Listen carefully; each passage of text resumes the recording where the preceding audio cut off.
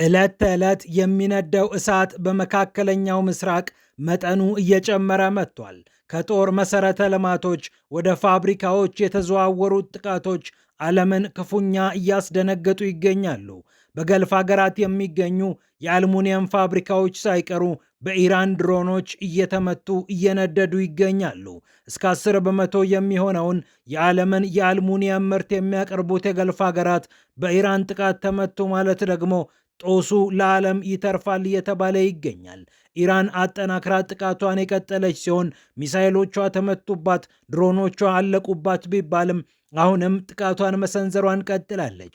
እስራኤልም አላረፍኩም፣ ኢራንን እየቀጠቀጥኳት እገኛለሁ ብላ መግለጫ ሰጥታለች። ይህ እንዳለ ሆኖ ጥቃቱ ከዚህም ከዚያም ተፋፍሞ በቀጠለበት ሰዓት አሜሪካ ከ3500 በላይ ወታደሮቿን ወደ መካከለኛው ምስራቅ እንዳለችው አስፍራለች።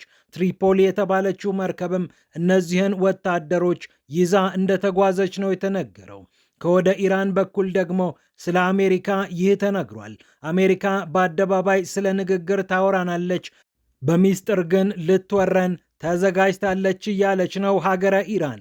የኢራን ከፍተኛ ባለስልጣን እኛ ለውርደት ቦታ የለንም፣ የአሜሪካ ወታደሮች እስኪመጡና እስክንተኩስባቸው ድረስ ቸኩለናል ማለታቸውም እያነጋገረ ይገኛል። ጉዳዩ ወደ ቀጠናችን ወደ ሀገራችን ሲመለስ ደግሞ በኢራን ጦርነት ምክንያት የቀይ ባህር ጉዳይ ዳግም እየተነሳ ይገኛል። የዓለማችን ቁልፍ የንግድ መተላለፊያ የሆነው ባቤል መንደብ በኢራን ጦርነት ወጥመድ ውስጥ መግባቱን ተከትሎ ኢትዮጵያን ጨምሮ የተለያዩ ሀገራት በቀይ ባህር የሚኖራቸው ድርሻና ዝርዝር ጉዳይ እየተወራ ይገኛል። በተለይ እስራኤሎቹ ኢትዮጵያን እንዴት አድርገው እንደሚጠቀሙባት ከወዲሁ እያሰቡ ነው ተብሏል። የተባበሩት አረብ ኤምሬትስም በዚህ ጉዳይ እጇ እንዳለበት በተደጋጋሚ ሲነገር ቆይቷል። ጉዳዩ ዳግም እየተራገበ ነው። የእስራኤል አጥኚዎች ይህንን ጉዳይ በተመለከተ ያሰራጩት ጽሑፍም እያነጋገረ ነው። ፒያሳ ኔትወርክን ስትከታተሉ ሁሉንም በጥልቀት ታገኛላችሁ። ፒያሳ ኔትወርክን ሰብስክራይብ፣ ላይክ እና ሼር በማድረግ የፈጣን የተአማኒና የጥልቅ ዘገባዎች ቤተሰቡን ስንል በአክብሮት ጋብዘናል። አሁን ወደ ጉዳዮቻችን አለፍን።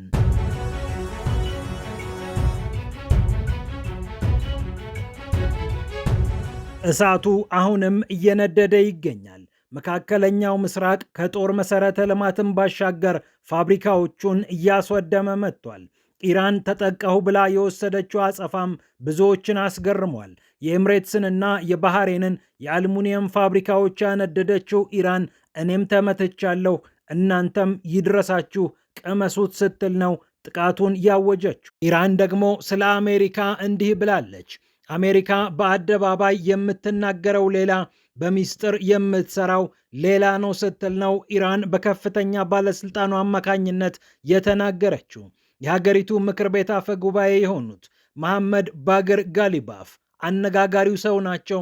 30ኛ ቀኑን የደፈነውን ጦርነት በማስመልከት ንግግር ሲያቀርቡ ይህንን ያሉት በአደባባይ 15 ነጥቦች አሉን፣ ስለ ሰላም እናውራ ይሉናል። በሚስጥር ግን እኛን ስለ መውረር እየተዘጋጁ ይገኛሉ። ጠላቶቻችን በአደባባይ ሌላ፣ በምድር ሌላ እያወሩና እየሰሩ ነው ሲሉ ጋሊባፍ ተናግረዋል። መሐመድ ባግር ጋሊባፍ ማለት ደግሞ የትራምፕ አስተዳደር ምናልባትም ኢራንን ቢመሩ ብሎ ካጫቸው ሰዎች መካከል አንደኛው ናቸው። ለመደራደር ይመቻሉ ከሚባሉ ሰዎች መካከል አንደኛው የሆኑት መሐመድ ባግር ጋሊባፍ በዶናልድ ትራምፕ አትገደሉም ከተባሉ ሰዎች መካከል አንደኛው እንደሆኑም የሚታወቅ ነው። ሆኖም ጋሊባፍ አሜሪካን በተመለከተ ግን ጨከን ብለው ነው የተናገሩት። መልእክታችን ግልጽ ነው አሉ። በአረብኛ ቋንቋ ባሰራጩት መልእክት ውርደትን ፈጽሞ አንቀበልም በማለት ነው የተናገሩት። የአሜሪካ ጦር እንዳሰበው ኢራንን የሚወር ከሆነ ደግሞ እንጠብቃለን፣ የአሜሪካ ወታደሮችን መሳሪያ ጠምደን ልንተኩስባቸው ጓግተናል ሲሉ ነው አፈ ጉባኤው የተናገሩት። እርሳቸው ይህንን ካሉ በኋላ አካባቢው ይበልጥ እየታመሰ መሆኑን የሚያረጋግጡ በርካታ ዜናዎች እየወጡ ይገኛሉ። አሜሪካ አሁንም ተጨማሪ ኃይሎችን ወደ መካከለኛው ምስራቅ እየላከች ትገኛለች። ዩኤስኤስ ትሪፖሊ የተባለችው የጦር መርከብ ደግሞ በሺዎች የሚቆጠሩ የአሜሪካ ወታደሮችን ይዛ ነው ወደ መካከለኛው ምስራቅ ያመራችው። 3500 የሚሆኑ የባህር ኃይል ባልደረቦችን እና ጠላቂ ኮማንዶዎችን ነው ይህች የጦር መርከብ ይዛለች የተባለው። ዩኤስኤስ ትሪፖሊ ወደ አካባቢው እንደምትንቀሳቀስ ከዚህ ቀደምም ሲነገር ቆይቷል። የአሜሪካው ፕሬዝዳንት ዶናልድ ትራምፕ ካርግ ደሴትን ለመውረር የኢራንን ዩራኒየም ለመቀበልና ለሌሎች ዓላማዎች ኮማንዶዎችንና አየር ወለዶችን እንዲሁም የባህር ኃይል ባልደረቦችን ሲያሰማሩ ነበር፣ ሊያሰማሩ ነው የሚሉ ዜናዎችን ዓለም ሲከታተል ቆይቷል።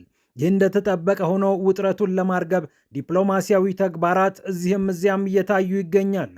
የፓኪስታኗ ኢስላማባድ ደግሞ የውይይቱ ማዕከል እንደምትሆን ይጠበቃል። በኢስላማባድ ለሚደረግ ውይይት የግብፅ፣ የፓኪስታን፣ የቱርክና የሳውዲ አረቢያ የውጭ ጉዳይ ሚኒስትሮች እንደሚገኙ ይጠበቃል።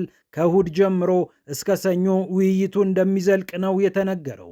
የገልፍ ሀገራትና በአካባቢው የሚኖሩ ሌሎች ኃይሎች በመካከለኛው ምስራቅ የተነሳውን እሳት ለማብረድ ውሃ የሚሆኑ ሀሳቦችን ያቀብላሉ ተብሎ እየተጠበቀ ይገኛል። ይህ እንዳለ ሆኖ በዚህ ስብሰባ ላይ የምትሳተፈው ግብፅ በሀገሪቱ የወሰነችው ውሳኔ ብዙዎችን እያነጋገረ ይገኛል። በሀገሪቱ የሚገኙ የንግድ ሱቆች ከምሽቱ 3 ሰዓት በኋላ እንዳይሰሩ ነው የተባለው። በተለይ ደግሞ ብርሃን ማብራት የለባችሁም፣ አሁን ላይ የኃይል ቀውስ እየገጠመን ስለሆነ ይህንን ለማስተካከል የሚረዳ እርምጃ መውሰድ አለባችሁ፣ በመንገድ ላይ ያሉ መብራቶችንም ጨለም አድርጓቸው ተብለው ትዕዛዝ እንደተሰጣቸው ነው የተለያዩ መገናኛ ብዙሃን የዘገቡት። በመካከለኛው ምስራቅ የተነሳው እሳት ነው ግብፅን ለብልበው ለኃይል ቀውስ የዳረጋት። የኃይል ቀውስ ተፈጥሯል፣ እናም ኃይል ቆጥቡ ብላለች ሀገረ ግብፅ።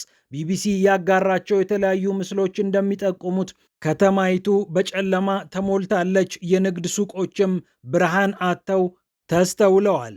ኢራን፣ አሜሪካና እስራኤል የገቡበት ጦርነት የተለያዩ ችግሮችን እየፈጠረ ይገኛል። አንዳቸው የአንዳቸውን ስፍራ የሚያጠቁበት መንገድ ለብቀላ የሚያነሳሳ ሆኗል። ኢራንም ተጠቅቻለሁ ብላ በመካከለኛው ምስራቅ የሚገኙ የተለያዩ የኃይል መሰረተ ልማቶችን ብቻ ሳይሆኑ ፋብሪካዎችንም ጭምር እየመታች ትገኛለች። ሲቪል መሰረተ ልማቶቼ በእስራኤልና አሜሪካ ጣምራ ዘመቻ ተመተውብኛል ያለችው ኢራን በተባበሩት አረብ ኤምሬትስ እና በባህሬን ላይ ጠበቅ ያለ ምት እንዳሳረፈች ተነግሯል። ምቱ ያረፈው ደግሞ በአልሙኒየም ፋብሪካዎች ላይ ነው።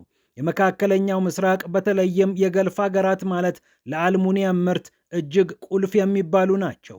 ከ4 እስከ 9 በመቶ የሚሆን የዓለማችን የአልሙኒየም ምርት ከገልፍ ሀገራት ይገኛል ይላል የአልጀዚራ ዘገባ። በአቡዳቢ የሚገኘው ኤምሬትስ ግሎባል አልሙኒየም እና አሬን አልሙኒየም የተባሉት ድርጅቶች በኢራን ድሮን እና ሚሳኤሎች መጠቃታቸው ነው የተነገረው። ከባድ ጉዳት ደርሰዋል ሲሉ ሀገራቱ አረጋግጠዋል። የአልሙኒየም ምርት በዓለማችን ላይ ላሉ ኢንዱስትሪዎች ወሳኝ እንደሆነ የሚታወቅ ሲሆን እነዚህ ምርቶች መጎዳታቸው ከፍተኛ የምርት እጥረት እንዲያጋጥምና የዋጋ መወደድ እንዲያጋጥም ሊያደርግ እንደሚችል የዘርፉ ባለሙያዎች እየተናገሩ ይገኛሉ። ይህ እንዳለ ሆኖ የሆርሙዝ ሰርጥ ብቻ አይደለም የመተላለፊያ ችግር የተፈጠረበት። ቀይ ባህርም ሚሳኤልና ድሮን ደርሶታል። ሁቲዎች ጥቃቱን መቀላቀላቸውን ተከትሎ ዳግም የቀይ ባህር አንገብጋቢነት በዓለም ላይ እየተስተዋለ ይገኛል። በተለይ ጠባቡ መተላለፊያ ባቤል መንደብ የእንባ በር ይሉታል፣ ከመቼውም ጊዜ በላይ ወሳኝነቱን እያሳየ ይገኛል። ሁቲዎች በሆርሙዝ የተፈጠረውን አለመረጋጋት ጭራሽ በቀይ ባህር ሌላ አለመረጋጋት እንዲፈጠር በማድረግና የኢራንን እንዲሁም የደጋፊዎቿን ኃይል ይበልጥ በሚዛኑ እንዲደፋ ለማድረግ ወሳኝ እርምጃ መውሰዳቸው የሚታወቅ ነው። ታዲያ ይህንን አካባቢ ለመቆጣጠር የተለያዩ ሀገራት ከዚህ ቀደምም ትልም ነበራቸው። ከህንድ እስከ እስራኤል ያሉ ሀገራት ይህንን መስመር እንዴት አድርገን እንቆጣጠር በሚል የተለያዩ መላምቶችን ሲመቱ ቆይተዋል። እስራኤል በተለይ ለሶማሌላንድ እውቅና በመስጠት በቀይ ባህርና በህንድ ውቅያኖስ አካባቢ ትልቅ ሚና እንዲኖራት ጉዳዩን ከጸጥታ ጋር እንድታገናኘው አጋጣሚውን ተጠቅማበት ቆይታለች። ቱርክ ሶማሊያን ይዛ በአካባቢው ቁልፍ ሚና እንዲኖራት ስታደርግ ቆይታለች። ህንድ መካከለኛው ምስራቅን፣ እስያን እና አውሮፓን የሚያገናኝ ልዩ የኢኮኖሚ ኮሪደር እየመሰረተች እንደነበር የሚታወቅ ነው። አይሜክ ይባላል በአጭሩ ሲጠራ። ታዲያ ሽሪ ፌን ግሮስማን የተባሉ አጥኚ ጄሩሳሌም ስትራቴጂክ ትሪቢዩን በተባለ ድረገጽ ላይ የጻፉት ጽሑፍ የብዙዎችን ትኩረት ስቧል።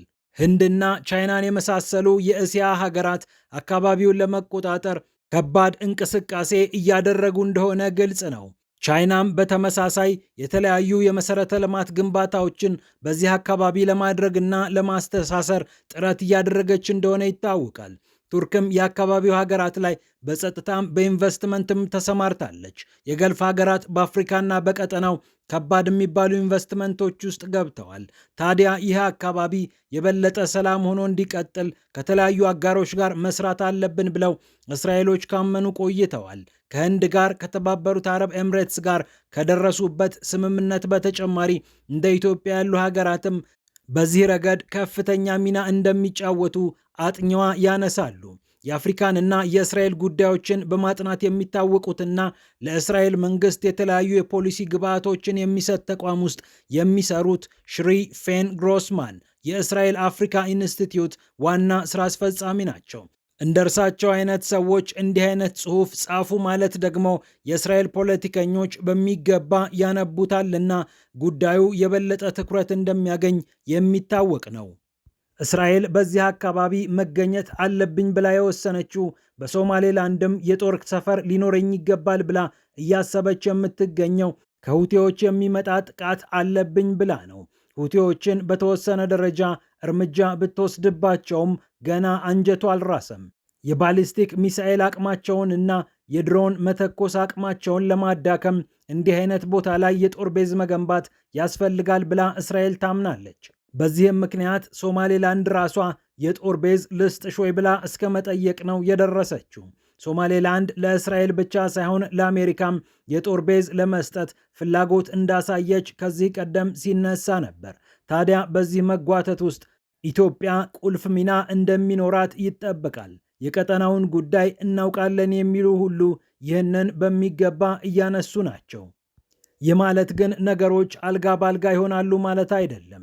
ግብፅ፣ ሳውዲ አረቢያን ጨምሮ የተለያዩ ሀገራትን በማስተባበር እስራኤልንና አጋሮቿን በዚህ አካባቢ ወታደራዊ እንቅስቃሴ እንዳያደርጉ ለማድረግ የሚቻለውን ነገር አያደርጉም ማለት አይደለም። ያም ሆነ ይህ ጉዳዩ ዳግም ተነስቷል። የቀይ ባህር የባቤል መንደብ ጉዳይ ዳግም ርዕስ ሆኗል።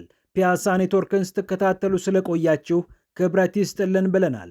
ፒያሳ ኔትወርክን ሰብስክራይብ፣ ላይክ እና ሼር በማድረግ የፈጣን የተአማኒና የጥልቅ ዘገባዎች ቤተሰቡን ስንል በአክብሮት ጋብዘናል። ሰላም ለዓለማችን።